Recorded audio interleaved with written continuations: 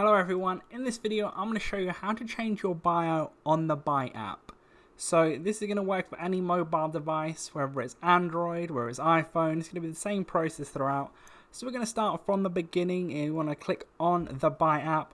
It's going to load up to the home page. You're going to want to click on the bottom right hand corner where the little person icon is. Then you're going to want to click on the top right hand corner where it says edit profile. And then right at the bottom of the page, it's going to say the about bio part there where it says tell us about yourself.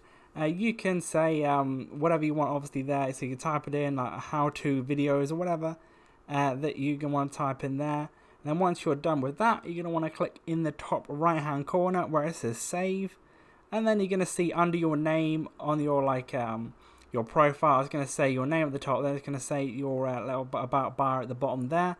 And you can see you can go in and change it again if you've already put one in. You want to change it again, how to compilation or something like that. You can type that in, and that's how you're going to edit it. And then that is how it's done. Right, there's this complication, but that's it for this video. That's pretty simple. So leave a like on the video if that did help you out. Subscribe for more videos like this. Click to one of the other videos on screen or playlist to see more BYTE app how-tos.